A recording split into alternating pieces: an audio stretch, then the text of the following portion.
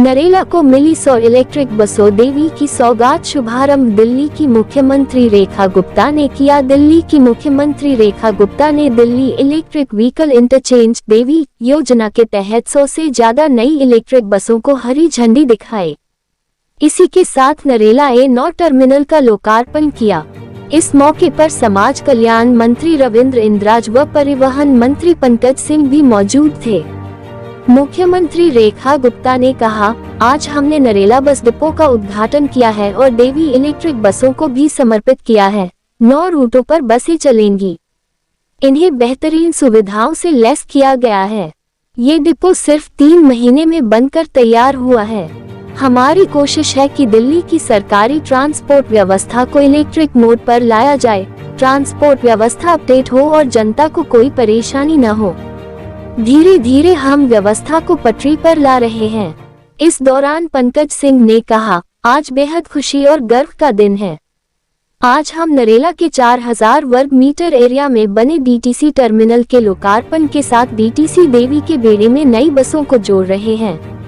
Narela bus terminal का लोकार्पण और देवी बसों की सौगात आने वाले समय में दिल्ली में परिवहन में एक नई दिशा प्रदान करेगी। DTC टर्मिनल में बस ड्राइवरों और कर्मचारियों के लिए सुविधा उपलब्ध है। इसके संचालन के लिए 34 मीटर के 2 नए शेड बनाए गए हैं।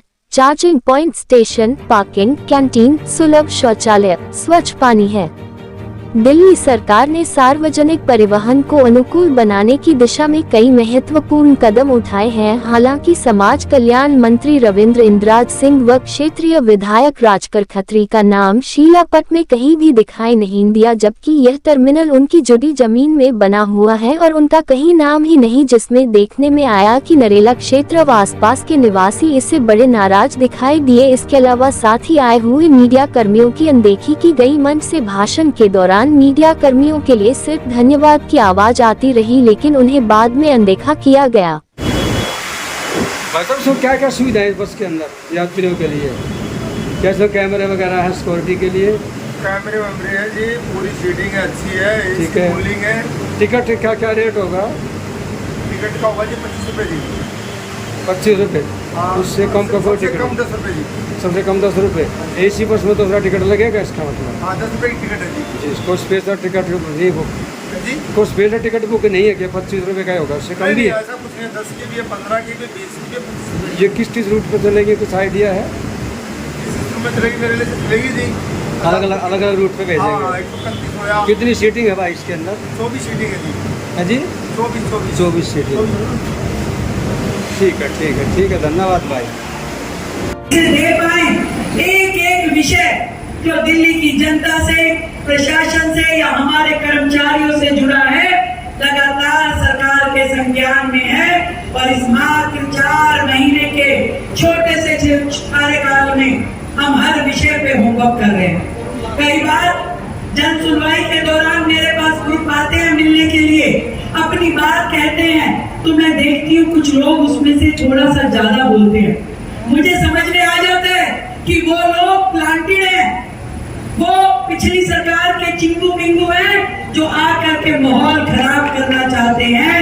पर मैं आज इस मंच से अपने सारे कर्मचारियों को, अधिकारियों को और जनता को ये बता देना चाहती हूँ कि सरकार की नीति और नीयत पूरी तरीके से स्पष्ट है।